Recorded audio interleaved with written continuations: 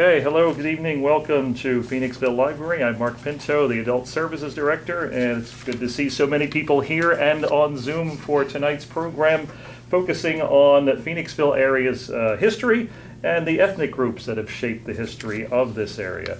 We're pleased to have with us tonight Jack Ertell of the Historical Society of the Phoenixville area.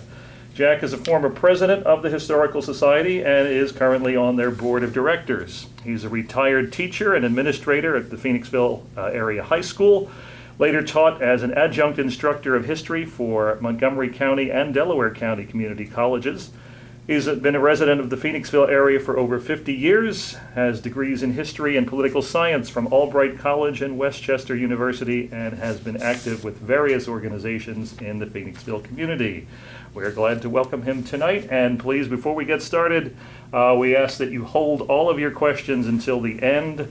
And at the end, folks on Zoom, you can unmute yourself or type your question in the chat, and folks in the room, please hold your questions to the end as well. Jack, welcome. Take it away.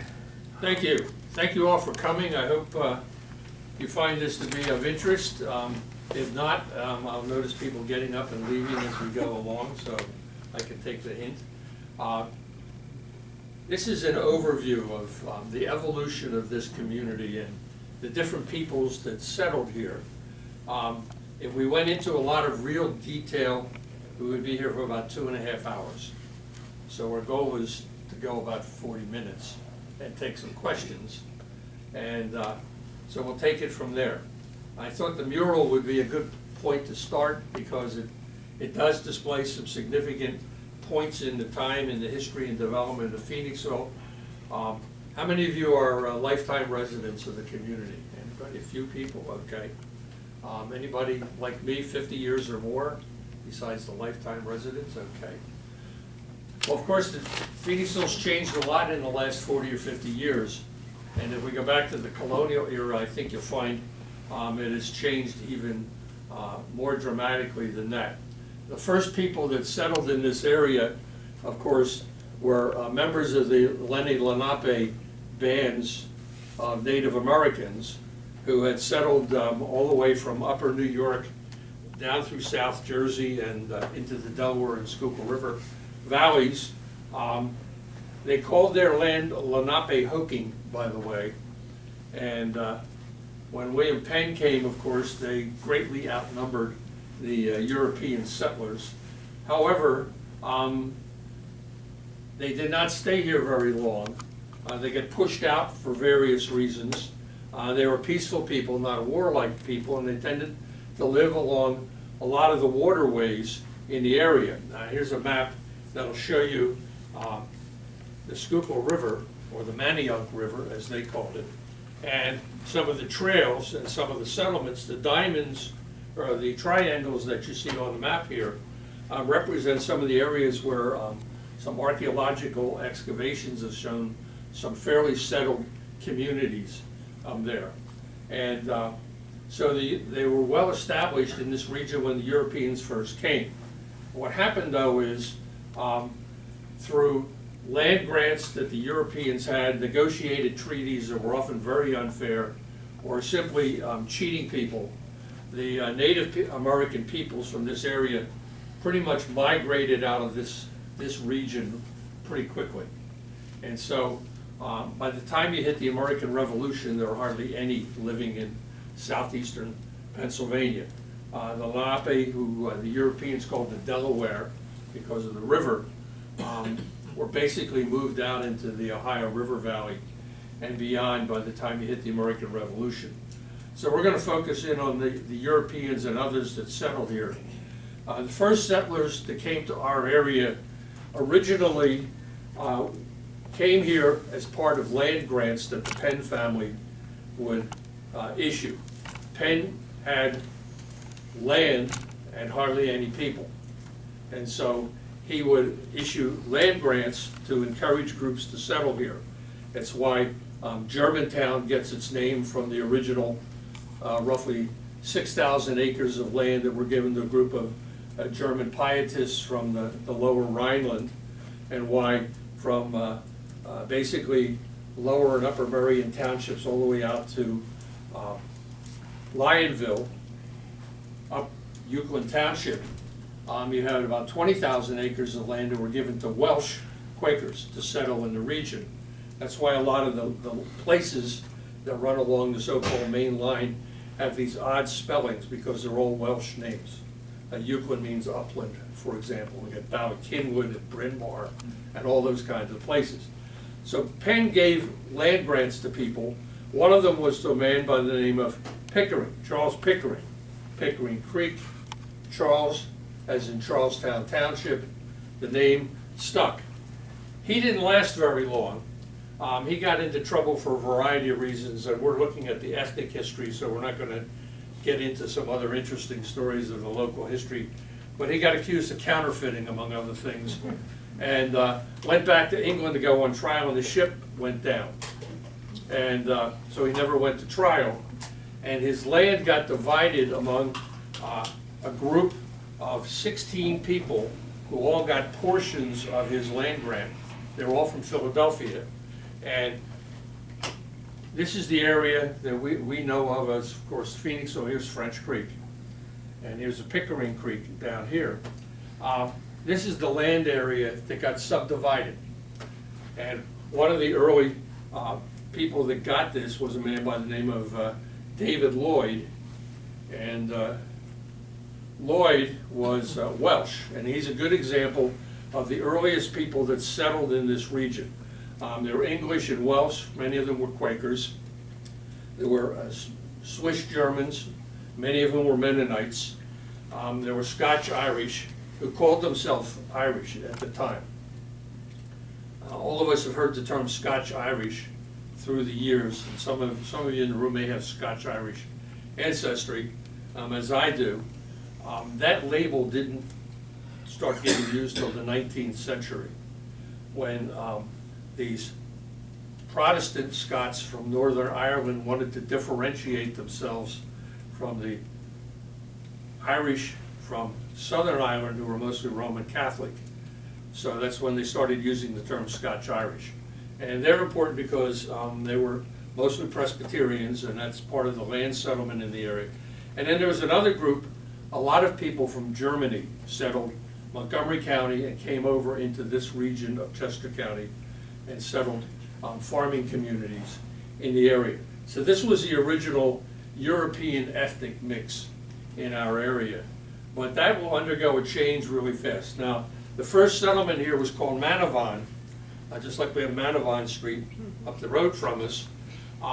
There are some theories as to where the name came from. The most common one is that David Lloyd came from a little town called Manavon in Wales. And so we use that name. Whether that's correct or not, or if it's just a quote-unquote tall tale that survived all these generations is another story. But the first settlers in the area are a reflection of that, and the institutions they establish reflect where they came from and what their religious practices were. The early Mennonite settlers in the area, there was a farm located about 4th and Main that was the Buckwalder Farm, was used as a place of worship, was used as a Mennonite school at one time. They built a more substantial building in what is now downtown Phoenixville, and that's a church in Maine, and that was the Mennonite Meeting House built in the early 1790s. That, of course, is the building was sold in the 1870s, and that's where Central Lutheran was eventually located, and it's now at the Historical Society building. But that's the original building that was there. It was replaced in about 1872. The second Lutheran church in southeast Pennsylvania was built right outside of Phoenixville by German Lutherans in 1743. It's Chester County's oldest Lutheran church. It's Zion Lutheran, right up the road from us.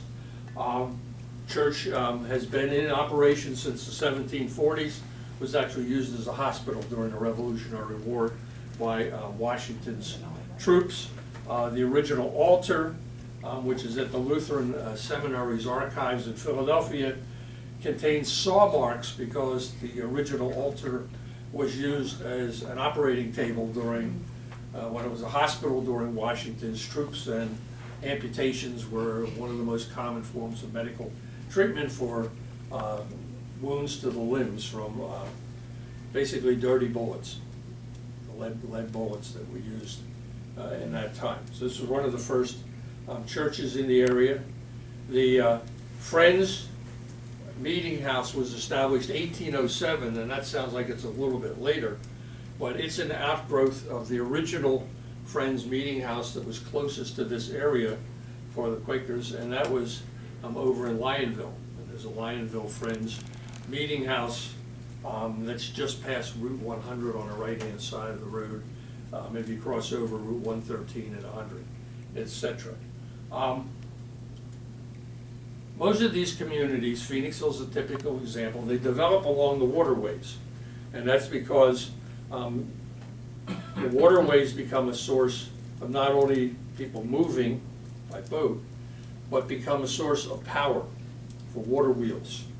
Whether water wheels for grist mills to grind grain, or wheels to power a grindstone or to operate bellows that a blacksmith would want to use, etc. So water is a primary source of power, and it becomes a key element in the settlement of this area.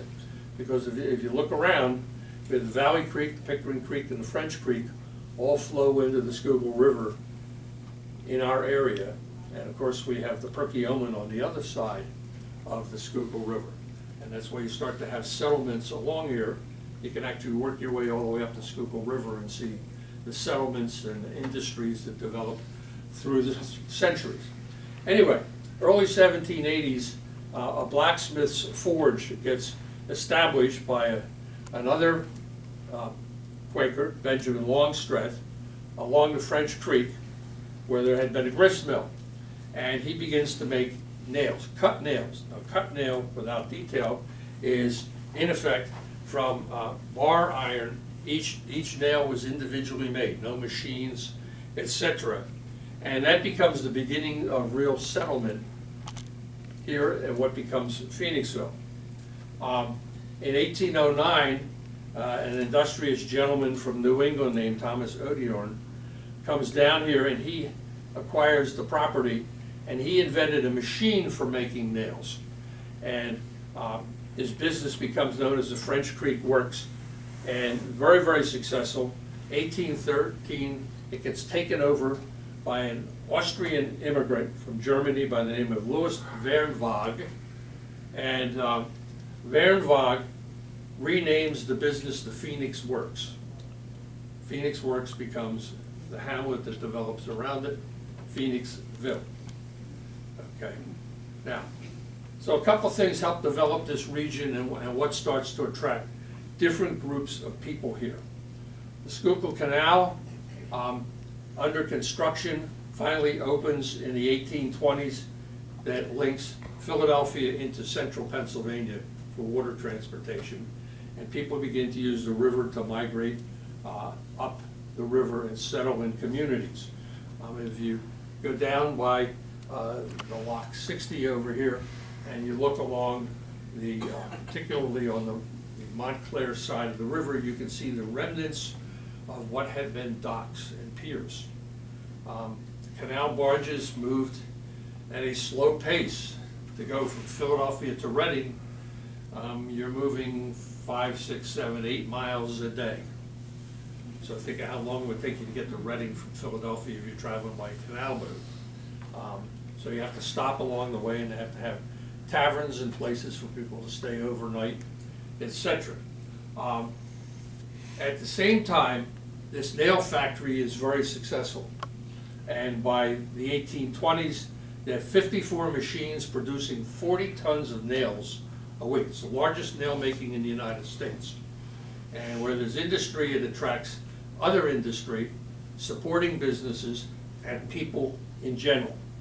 And so it's in this time period that Phoenixville goes from just a couple hundred people hamlet.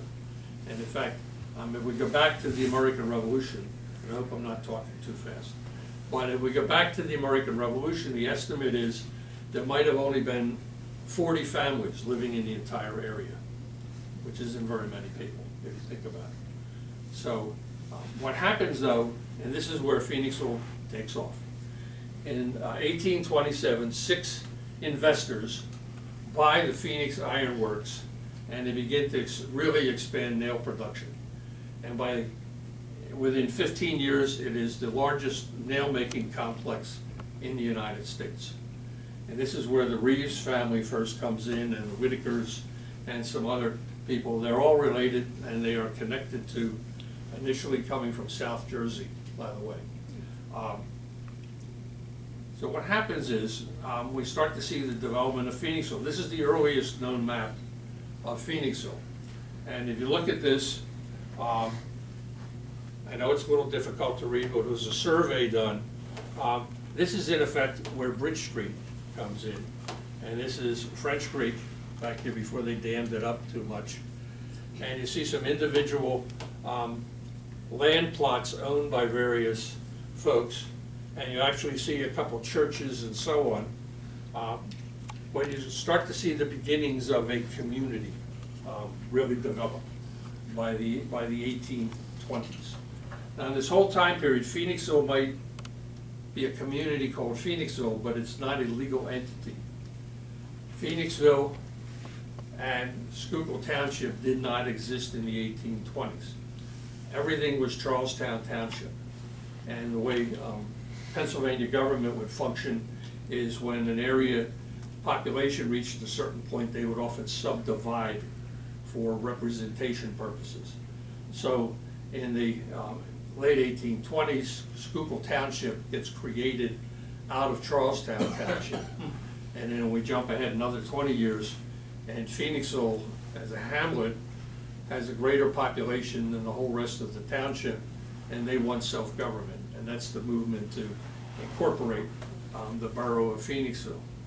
Now, this is when the ethnic mix changed. As the industries grow, you start to have more and more people migrate here for jobs, as everybody can envision. And so a lot of these early settlers that came in this first 20, 30 years of the 19th century, a lot of them come from Northern Ireland and Great Britain. Some of them actually come from Cornwall portion of England, southwest corner of England, and they become the people that work in the mines that are in Charlestown and Schuylkill Township and across the river in Perkiomen area. And they start to establish settlements along the area. And once again, this is this dependence on water. Now you can see the influence of these people because we can look at churches that exist today in Phoenixville, and they have a direct link to these people that settled in this first half of the 19th century. So I have 4 churches here: 1826, 1846, 1838, 1830. 3 of these churches have their origins connected to English immigrants that came to Phoenixville. And in fact, the Reeves, who had been here in America for a couple generations, were instrumental in the founding of St. Peter's, for example. The Reeves had their connection, but the Baptist Church, the Methodist Church, the Episcopal Church all had English origins to them. And the Presbyterian Church was founded mostly by Scotch-Irish immigrants that had come here from Northern Ireland. And originally, you have the British, if we jump back 150 years, they wanted to pacify the Scots, who were always a pain in the neck to them and a pain elsewhere. And so the British decided that they were going to tame the Irish and conquer the Scots at the same token, and they transplanted hundreds of Scots into Northern Ireland. And that's why that's where Scotch-Irish comes from. And these were mostly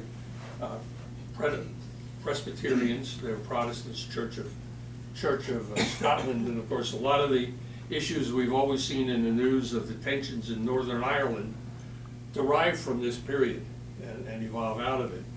We used to have a professor in college would ask, how many people in the class have Scotch-Irish ancestry? Don't raise your hands, but you can ask that of yourself. And he used to say, well, the Scotch-Irish were distilled in Scotland bottled in Northern Ireland and uncorked in America. And I've often thought that was a good description. A lot of the settlers of Western Pennsylvania were so-called Scotch-Irish. And in fact, that's why Pittsburgh has an H on the end of its name. And most other burgs don't, because it was Pittsburgh, like Edinburgh, for example. Anyway, so you can see by this period in time, you start to see the evolution of people influencing the development of a community, and they create institutions as part of their settlement of an area. So in 1826, as I mentioned a couple of moments ago, Charlestown Township is subdivided, Schuylkill Township gets formed. And Phoenixville then gets separated from Schuylkill Township and incorporated as a borough about 23 years later, in 1849. This was not an easy thing, and if anybody's ever read into the history of Phoenixville's incorporation, Phoenixville was very much a company town dominated by the Phoenix Iron Company in the late 1840s, and they opposed the organization of the town as a legal entity because they controlled the economy of the town, and they didn't want politicians regulating the tax structure and everything else. It's interesting to look at that because the state, in effect, created the borough of Phoenixville, and they had an election, and someone running it for the election was a leader of the independence movement from Schuylkill Township, and his chief rival was a cousin who was one of the managers of the Phoenix Iron Company. The Iron Company lost the election by a narrow margin, actually. And so Phoenixville officially gets incorporated in 1849. By you hit the 1850s, Phoenixville's really the largest community in this part of Chester County, but it's still relatively small. In 1840, for example, Phoenixville had a population less than 1,000 people. Less than 1,000 people.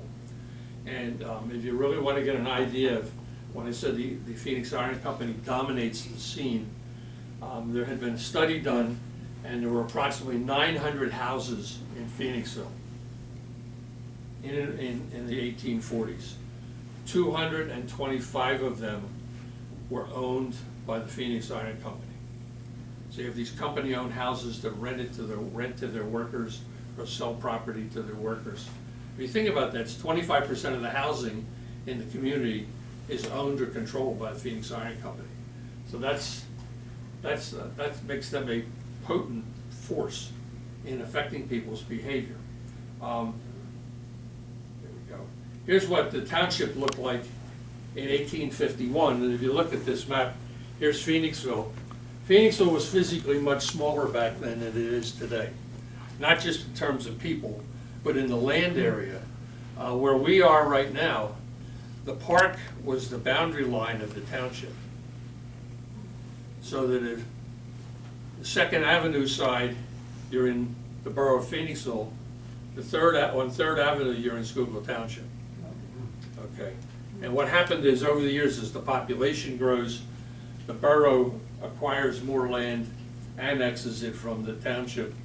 And those of you who've been in Phoenixville for the last 50, 60 years can remember the so-called loop area just beyond the north side of Phoenixville as you wind your way out of town.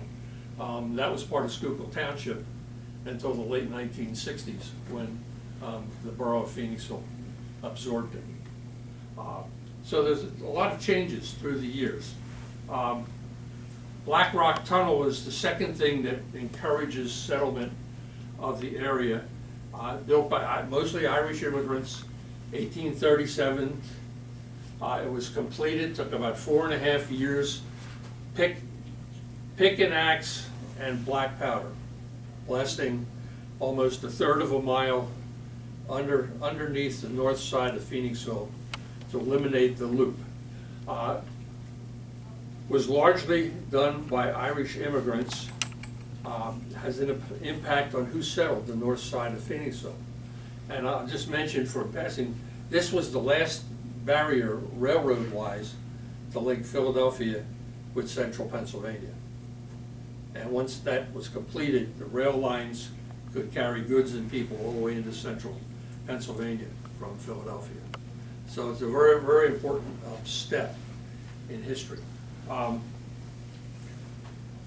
Everybody's here for the ethnic side of things. So what happens is the Phoenixville Ironworks grow, as you can imagine, and when they do, it opens up the door for other businesses to start to develop. Phoenixville had at least 2 cotton mills in operation much of the time, and a number of other smaller foundries, etc. The town really takes off like a rocket in the 1850s. We have some early photographs of what the workers were like. You can see what safety standards were like.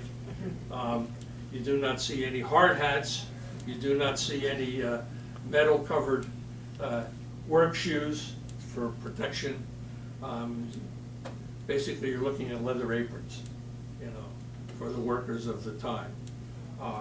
But in the 2 decades before the Civil War, this is when a large influx of Irish immigrants come to Phoenixville. They work on the railroad and settle here. They work in the mills of the area. And they're a reflection, of course, as we all know, the 1840s is a very bad period in Ireland for the so-called potato famine and disease and malnutrition.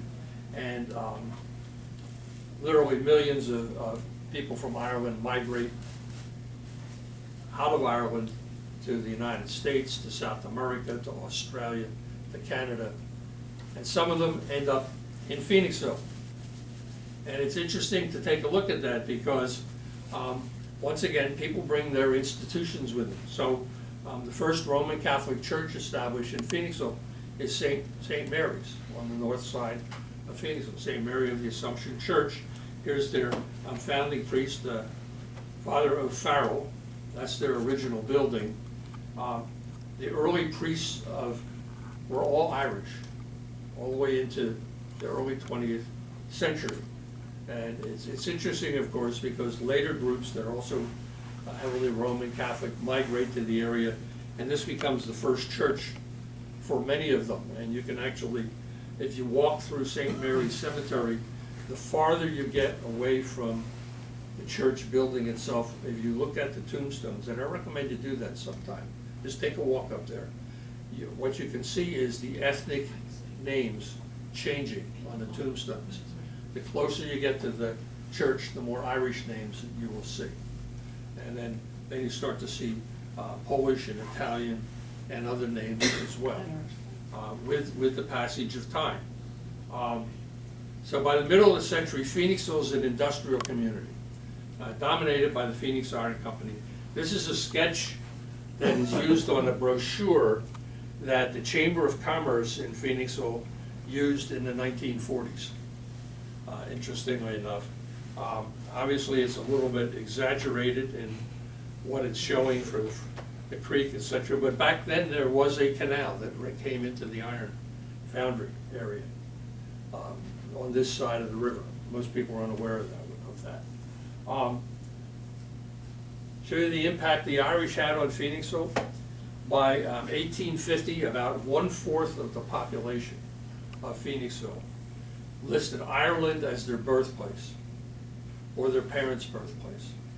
Now, the reason I mention that is 1850 census is the first one where they ask people to list their place of birth.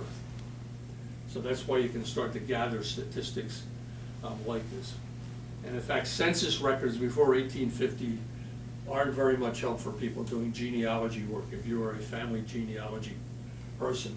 And that's because prior to 1850, only the head of the household was listed on a census, and then it just had a statistical breakdown of how many males over a certain age or females over a certain age resided in that household. So you don't get the names of children or grandchildren, etc.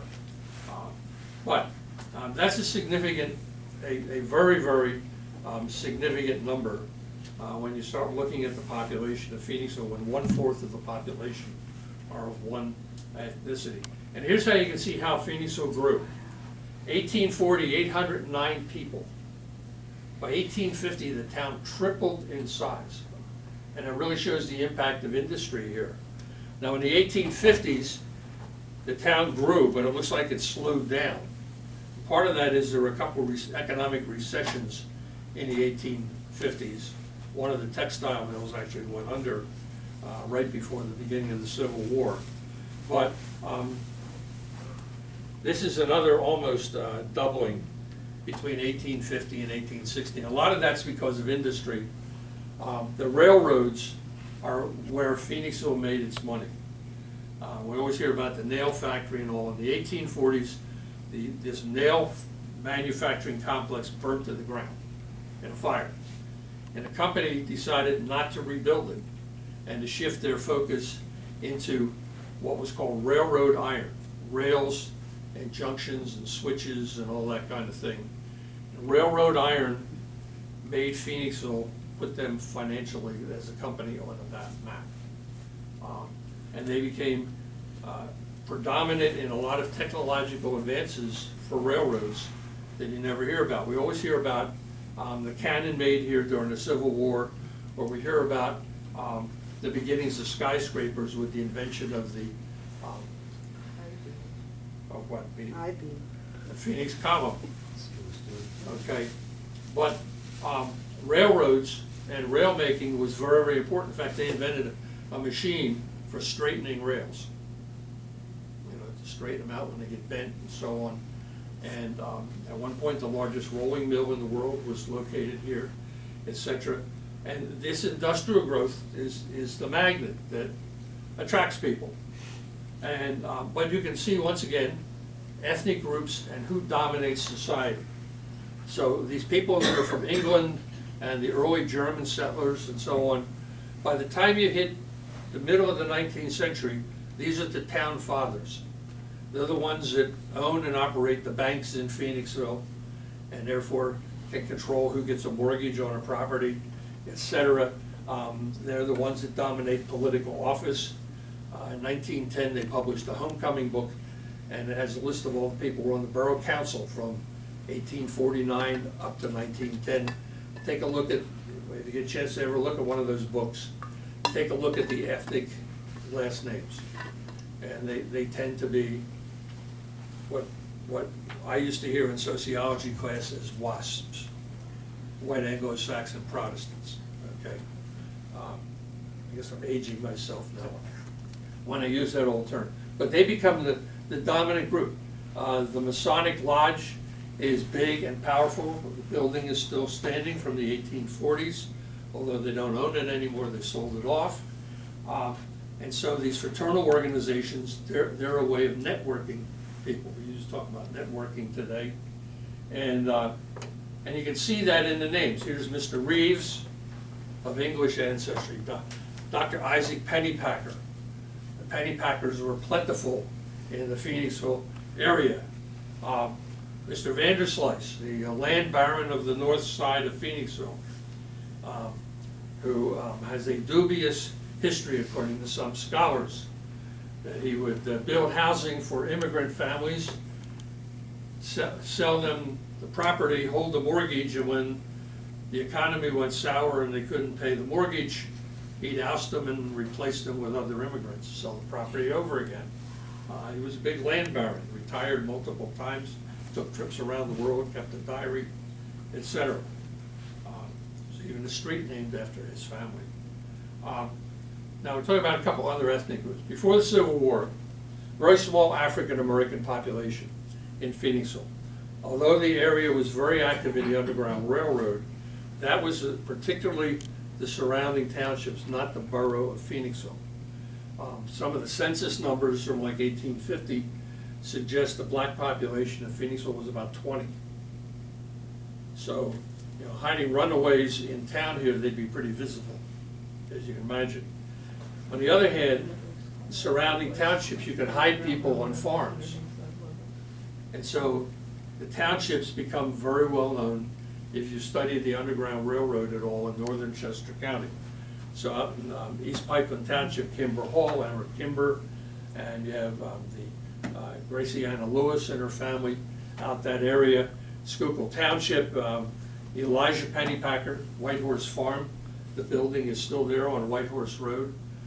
If you hang a right at the traffic light, it's on the right-hand side, basically right behind the rental place. Okay. So the area is important in the Underground Railroad, and in fact, Chester County had a special exhibit on the Underground Railroad a few years ago, and this is an excerpt from a special map that they produced showing some of the lines that ran through this area. And you can see lines running over here through Schuylkill Township, and here's out into the area. Of course, the Underground Railroad, they can only transport people mostly at night, and 8 to 10 miles at the most. So we're talking about bringing people from basically the Lionville area to Kimberton, and where they would hide out, etc. But the Underground Railroad was important because gradually you have, particularly after the Civil War, you start to have some black families settle in the area. So the population of the town has maxed out, that the average African American population in Phoenixville's been in the 5 to 7% range, depending on which census gets done over the years. The first African American church in Phoenixville was an AME church, African Methodist Episcopal Church. It was Grimes, founded right before the Civil War. And they're originally located in an area called Bucks Woods. Anybody know where Bucks Woods is? No hands? Okay, I'll show you on a map. Accordingly, according to some legends, they complained they couldn't worship because the cowbells from the dairy cattle that surrounded them made it difficult to worship. There are other people contend that their neighbors were not particularly friendly to African Americans, and they decided to migrate elsewhere. Here's where they were located. Here's Nut Road, or Nuts Road as it was called back in the day. Here's Manavon Street, and here's where they were located, right in this area. But they decided to move. This was all farmland back here then. And they moved over to Morris Street. And they moved over to Morris Street in 1890, and they are still located there. This is Grimes AME Church. This is what their church looks like today. They renovated the building in 1965. Okay. The other African American church that was founded in Phoenixville was Bethel Baptist. And it was founded in 1919. This is their first church. They actually it was a house that they rented and converted into a church. They rented it for a long period of time before they purchased the building at 137 Penn Street. If that looks familiar to you, it is still used as a church today, and I'm going to come back to it in a minute. They were there for a very long period of time, and eventually in 1998 they bought land over on Fairview Street, and they built the current church that they continue to use as their place of worship. Now the building they had, we're going to come back to that in a couple moments. The iron company and the other industries were one of the ways in which people assimilated into Phoenixville. And I know one of my colleagues at the Heritage Center, Barbara Cohen, always says there was always a job for somebody at the mill. And working side by side with people has that mix master effect. That's a little bit oversimplified because there are instances when strikes were threatened and the company threatened to fire all the workers and replace them with some other ethnic group. So you have to look at that with a little bit of a grain of salt. And there are instances when working at the mill was difficult because there would be coal strikes in Pennsylvania. They would not have coal to fire up the blast furnace, and they'd lay everybody off. That there was a job at the mill all the time is a little bit oversimplified, but it did have a role in mixing, blending people together. And you start looking through the pictures and you find people of all sorts of ethnicities, African American workers included, at the mill. Here's some pictures of some workers there through the years in different branches of what the company did. By the mid-19th century, this is when the big wave of Germans come to Phoenixville. And there are revolutions in Central Europe in the 1850s, and you have the consolidation of Germany into a single country in the 1860s and 70s. And one of the things that the Germans do is the government institutes mandatory military service, and there are people that actually leave for that reason.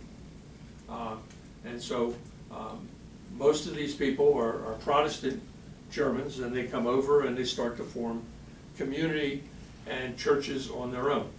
The first German connected church in Phoenixville was the German Reformed Church in this building.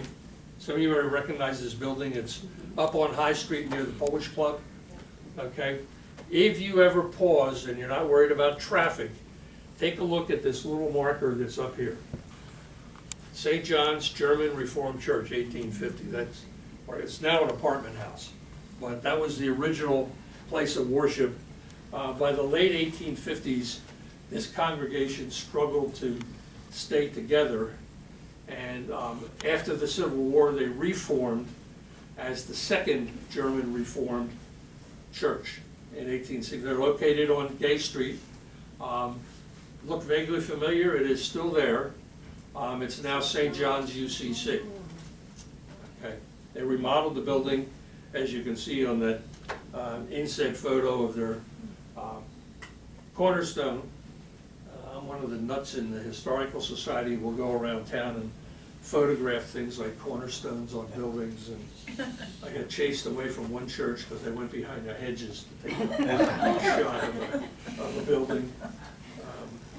Got scratched up pretty good doing it, but anyway. So this was the first German congregation. Bethesda Evangelical Brethren Church. That's now a private home. Anybody know where that is? It's across the street from the old Gay Street School. Okay. Some of the stained glass windows are still there. All of these early churches conducted their services in German. And according to some accounts, this is the last one to give up German language services. And they did that during World War I, when it was unpatriotic to do anything German. World War I, they did crazy stuff. That, somebody wanted to rename the Dachshund as a Liberty Pup, for example. I mean, you can take things to extreme. The other Lutheran church that was German was St. John's. This is St. John's first building. And those of you who lived in Phoenixville for a long time will not recognize this as what you think was St. John's. They outgrew this building very fast, and they built this second one.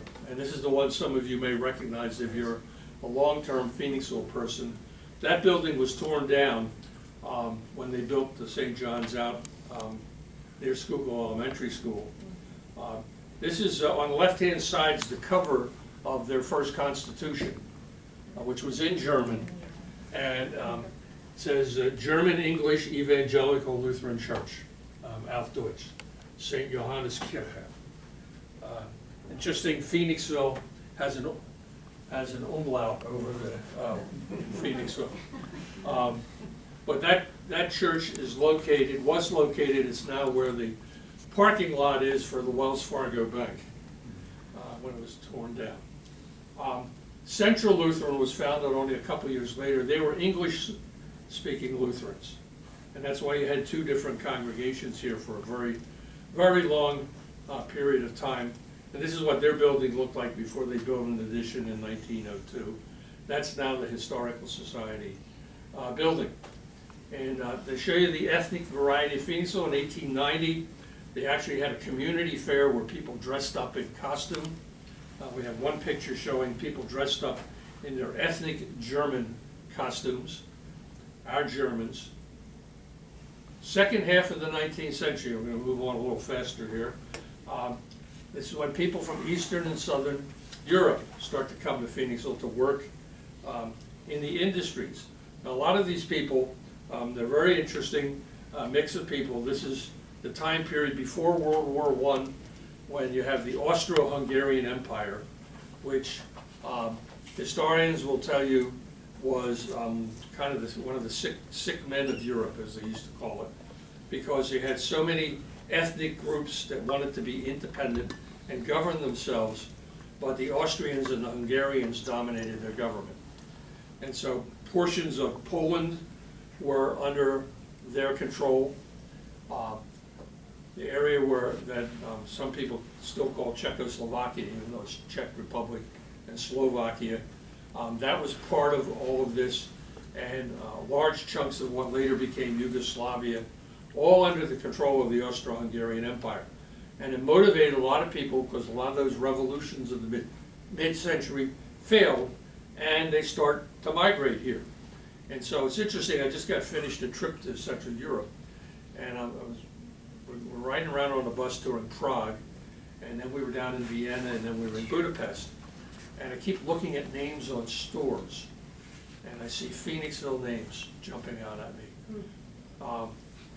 But not Phoenixville names. The Phoenixville names are so we're anglicized, to take the endings off the names, to make them look more American kind of thing.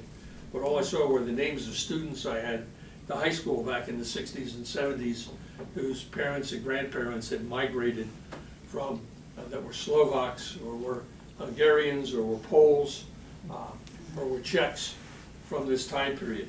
And they arrive, and like every other group that comes into a community, they integrate into that community, but they also want to preserve their identity. So they establish churches and social clubs and various other institutions, etc. For example, Hungarian Reformed Church, founds 1899. These are Hungarian Protestants, Reformed Church, mostly from the northern part of the Czech of Hungary and near the border of Slovakia.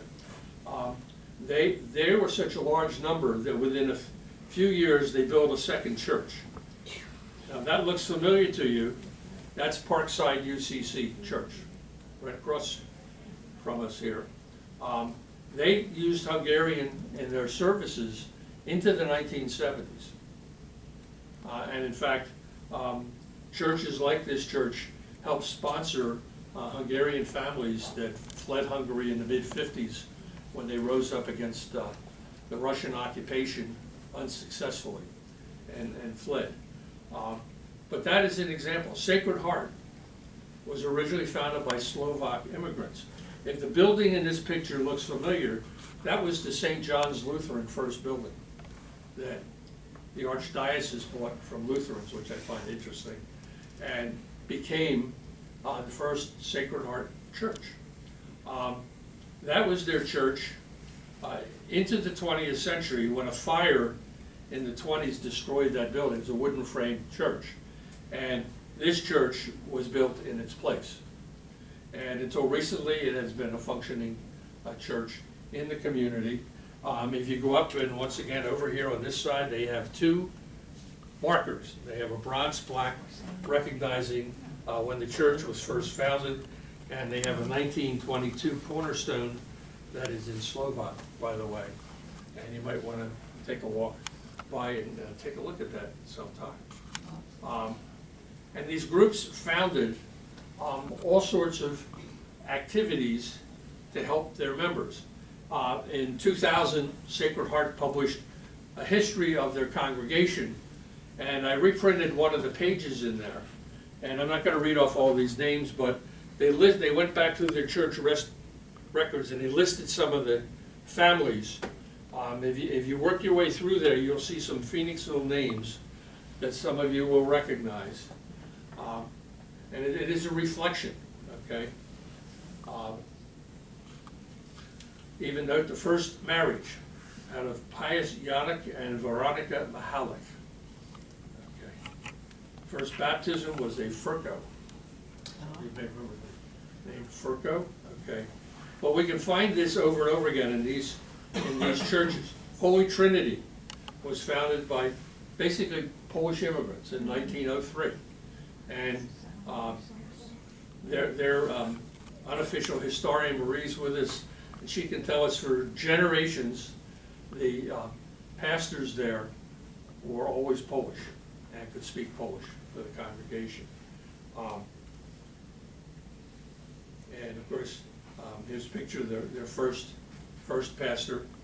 And there's an early 1910 picture postcard of the altar. If you have never been in this church, you are missing one of the most beautiful altar pieces in this entire community. This is what it looks like.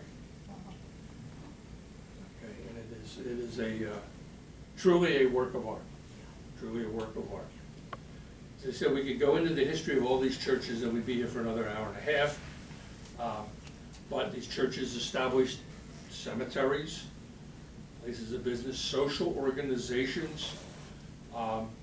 First Jewish congregation gets founded in 1912. A group of Jewish businessmen decide that they have enough people to form a congregation, and they purchase a building, actually a 3-story row house on Main Street.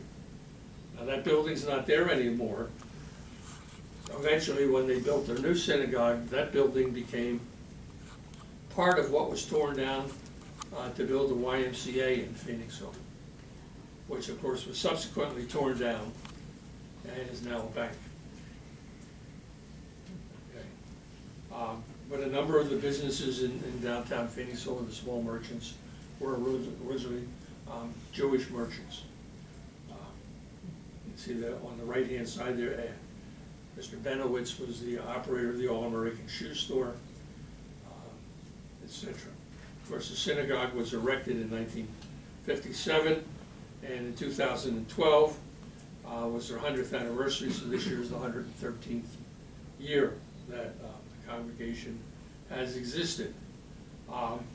St. Peter and Paul Ukrainian Catholic Church was founded in the 1920s.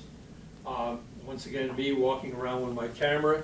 If you go to the left side of the building as you face it, the cornerstone's on the left side. It's kind of obscure there. But the cornerstone's the most interesting one to me in Phoenixville. The Roman alphabet's used on the right-hand side, and on the other side, it's in the Cyrillic alphabet. And this is another church in Phoenixville with a beautiful interior. And we've talked at the Historical Society. A number of years ago, we did a tour of some of the churches in Phoenixville, and we're exploring the idea of doing that again sometime. So if you've never had a chance to see inside some of these churches, I really would advocate you take the opportunity. Besides working in mills, of course, community programs have had a lot to do with mixing people. Public school programs, sports programs. Here's the students at the Gay Street School in 1926. We can jump ahead to youth basketball teams in Phoenixville at the Civic Center in the 1970s. Just think all those kids are in their 60s now. And here's the high school lacrosse team from the 1980s. This was one of the greatest teams we had at the high school, and thank God for the Thornton sisters. They were all American lacrosse players, among other things. And of course, we're all aware, and some of these still survive, of these groups founding clubs. Polish Club, founded in 1922. The Hungarian Club was founded in 1926. This was part of their charter, and it's a good reflection, if you read this over, of this link between hanging on to your cultural identity and being an American at the same time.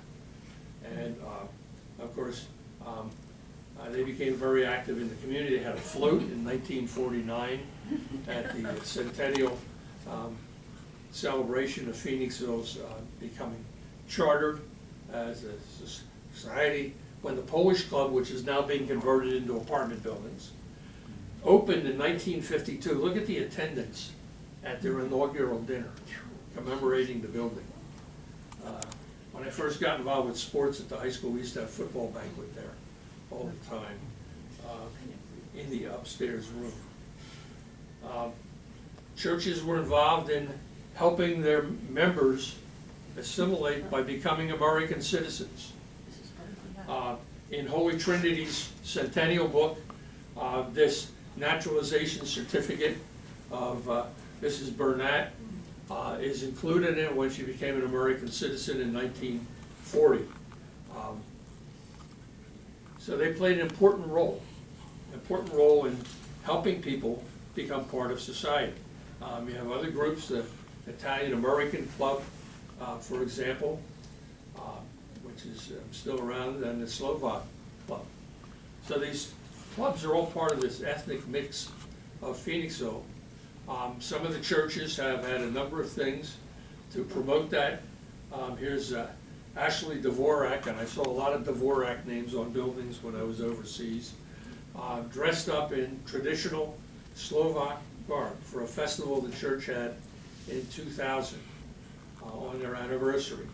The Ukrainian church has an annual festival. There's a couple of their posters, and they do all sorts of things every year to promote their cultural heritage, traditional costumes, dancing, etc.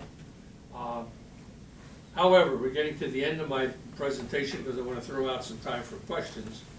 But the biggest change that all of us have seen in recent years has been the growth of the Hispanic or Latino population in Phoenixville. This is a significant change in our community, and it's very important.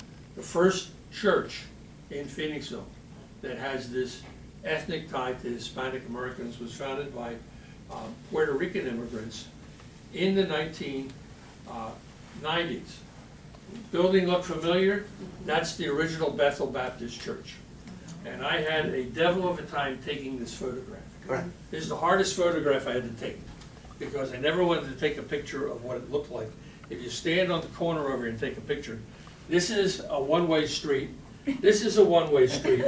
And on the corner, there are two big red and white signs that say, "Do not enter." And I'm trying to figure out, do I want to show two signs that say, "Do not enter" in front of a church? So this is well cropped and edited, so you don't get the wrong impression there. Okay, but this is an active congregation since the 1990s and still hold worship in the same building. The population has changed dramatically. This was a study that was done in 2012, 11 years ago. Hispanic population, almost 5% of Phoenixville. That's a significant number. And you can look at some of the other breakdowns of that. There you go, they're 5.25 for African Americans. And of course, this visibility is there. Everybody has heard of Alianza, which is an outreach group to help people assimilate.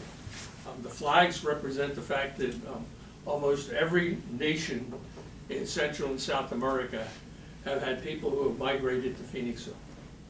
And not just those that speak Spanish, but we have people from Brazil as well that have settled in Phoenixville. Alianza has partnerships with the school district for English as a second language. They have a number of community programs to help people blend in and become part of our community. They publish their own newspaper called The Bridge, interestingly enough, in English and in Spanish.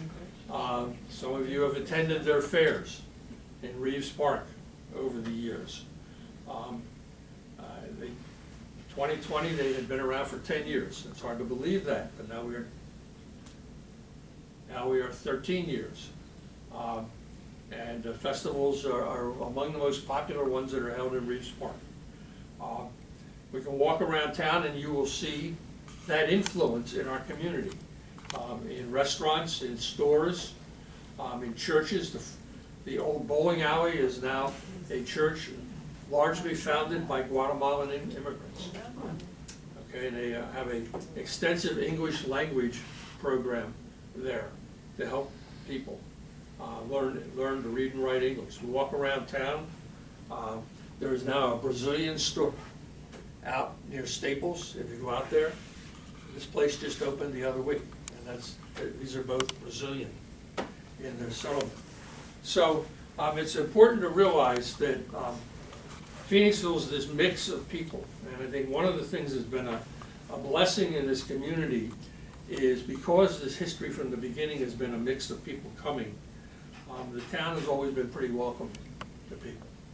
And has avoided a lot of the difficulties other communities seem to have faced through the years. As the Latino population began to increase, Diversity in Action, another local organization, began to hold yearly events where they had cultural festivals. If anybody attended one of these at the junior high, middle school, a great event. It's worth going to just for the food, right? Those of you who've been there, okay. And of course, it's not only new people coming, but those here on the receiving end and how we welcome people. And one of the first things that I noticed a number of years ago, I took this picture about 10 years ago, Sacred Heart Church. First thing they did was put on their sign about holding the Mass in Spanish. And in fact, at St. Anne's, their pastor actually went to South America to brush up on his Spanish on a 6-month sabbatical so that he could minister to these folks. So it's important for us to keep in mind the evolution of Phoenixville as a community. And in 2019, 4 years ago, this was a study that was done that had the Hispanic population at about 6%. These numbers are a little bit fuzzy. A lot of people identify themselves from multiple ethnicities in our society. But it is a reflection of Phoenixville as a community, of how the society has undergone an evolution through the years. And I know I've gone through a lot of information, and I hope I haven't beat anybody over the head with too much. I would be glad to take questions, but I have one other thing I want to just say. Historical Society's down at 204 Church Street. This is my commercial. We're open Wednesdays and Fridays, and we're going to be open on one Sunday a month soon. We've done it a couple times already. And we have a new exhibit that is going to be related to the ethnic history of Phoenixville. We'll be opening in June. So if you come to our Strawberry Festival the second Saturday in June, the museum will be open and you can tour that new exhibit. Now, having said all these things, I'll be glad to take any questions anybody has. We'll start in the room first, so go ahead. Sure, okay, yes. I have a question Marie. back to St. Mary's Church. Where was it located in relation to the building now? On the same site. Did it face the same way, or did it face St. Mary's? It actually faced straight onto the street. To St. Mary's Street? Right. Okay. Yeah. And they tore it down And it was replaced by another building. to build the current one? Yes. Okay, and my question is, St. John's Lutheran, did I understand correctly that it stood where, on Church Street, where Sacred Heart is today? The original Sacred Heart building was the St. John's first building. When St. John's decided to build a larger church, they sold that building. And in fact, if you look in its history, there's a gap between the two churches using the same building. Before we ever had a Carnegie Library, that building was used as a library in Phoenixville for a while. Okay, so St. John's went from where Sacred Heart is today To where the parking lot is of the Wells Fargo Bank. to Schuylkill Township. To Schuylkill Township. Got it. Yes. And I've seen photographs. In fact, somebody who was the son of the pastor that oversaw that migration out to Schuylkill Township sent me a DVD that had home movies that somebody had taken of Church Street in the 1950s. And somebody stood on the corner of Church Street with an 8mm movie camera and took 5 minutes of film of all of the cars at that intersection of Church and Main, looking for places to park, to go to any one of the 6 churches that were located in this 2-block area. Yeah. And if those of you remember from when we were younger, the cars of the 50s with these huge fins and big, huge hunks of steel. I don't know how many Plymouths with shark fin tails went by in those films. But I think that's part of the reason, same reason why ultimately the Methodist Church moved off of Church Street as well. Obviously, all those churches came into being in the era pre-automobile. Yes. And of course, the 50s was the great consumption era of conspicuous consumption in the United States, and everybody wanted to have a big car. Yes? I understand, Professor, that there is a shortage of I'm retired, you don't have to call me that. of clergy, of pastors, and I understand that one ethnicity, 3 churches of the same faith may be joining together and hiring one pastor. I understand, kudos to St. John's Lutheran Church, they were about to select a pastor. They've been looking for 3.5 years. What is your vision, just with the expense of keeping the churches open? There is a shortage of pastors. I don't know what I'm going with my question, but how do you think that's going to affect Well, I don't Phoenixville? quite know where I'm going with my answer to you, but Thank you. the economics of churches is a difficult thing, and as we all know, church attendance has dwindled in the United States, not to the degree that it has in Europe, where less than 10% of the population even consider themselves religious. But one of the byproducts of, unfortunately, the pandemic has been to kind of accelerate that. Churches do all sorts of things to compensate for that, and there are an awful lot of churches that stream their services for people to stay home and watch in their pajamas rather than go to church. Of course, if you're not there, you can't give an offering, but that's another story. From everything I've read, churches are struggling all across the board, and some of them seek to survive by merging with other churches or sharing clergy. There's still a debate among a lot of churches as to the whole idea of ordaining women, for example, and churches have split over a variety of things. So my vision is I'm still going every Sunday. After that, it's up to everybody else. Yes? And one last question. What do you think the purpose or the future of the Historical Society is going to be in facing the dwindling of church attendance? How can we glorify or magnify what the importance of the Historical Society is today in Phoenixville? Well, the society's been around. This is the 46th year in existence, and it is, I think, thriving well.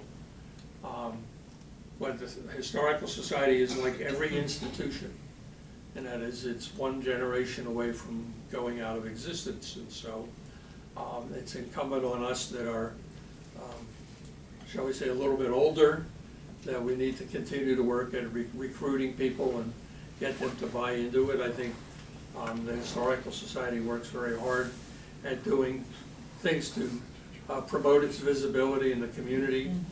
Programs like this, Strawberry Festival, a variety of things. I think the Society, with its current campaign to reinvent our building, will take the Society into the next 50 years very easily. I probably won't see it, but I think they have a bright future. Our goal is to ultimately make the sanctuary area upstairs, what had been a church, into our main museum area. Between the stained glass windows, the high ceiling, it offers all sorts of opportunities. And to expand our research library for folks. We get inquiries from all across the United States. There are people that are looking at family history, for example. We also get off-the-wall questions. You know, my great uncle was a patient at Valley Forge Army Hospital in 1951. Do you have any patient records?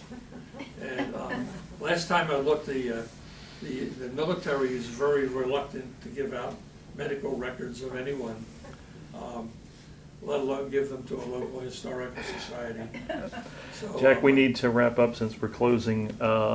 Anybody on Zoom have a question? You can unmute yourself at this time. Not a question, just a statement. You did a great job, Jack. Thank you, whoever you are. Teresa. Teresa Thornton. Thank you, Teresa. Quick question, when we get a chance to dive into your archives, tell us about the Zoom, or the mines rather. I'm sorry, I didn't quite catch that.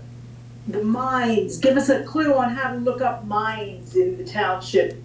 Oh, okay. There were extensive not mining for particularly copper, lead, and zinc, but also a little bit of silver in mostly in the surrounding townships in the 19th century. We have a fairly extensive file on the people that organized the mining of that era. There's also a gentleman has written an incredible book about mining in Chester County that is kind of more than you ever want to know about it. But you are welcome to come in and look over our files. There's some fascinating stories. The government actually tried to explore reopening a couple of them at the start of World War II particularly for copper, for communications, and decided that they had played out enough that it wasn't feasible to reopen them. But they're still there. Any other questions from the group? Yes? Does the name Phoenix have an ethnic origin? No. What was the question? What was the question? Does the name Phoenix have an ethnic origin? It has a classical history reference. According to a legend, Mr. Wernwag, when he took over and changed the name of the company, he was a classically educated engineer from Europe and had been schooled in the classics and Greek mythology. And he lived in a house on the north side near where Vanderslice Street and High Street are located, and supposedly could look down into the mill with the cauldrons burning at night. And he kind of envisioned that as the phoenix bird being consumed by flames and then rising from its own ashes the next day. And that's where he got the idea to change the name to the Phoenix Works. And then what happened is a little hamlet that develops around it takes that name. It's the ville surrounding the Phoenix Ironworks. Okay, so there's no ethnic connection directly to it. All right, Jack, thanks so Thank you much. all. We We're have out of to. time. Thank you all.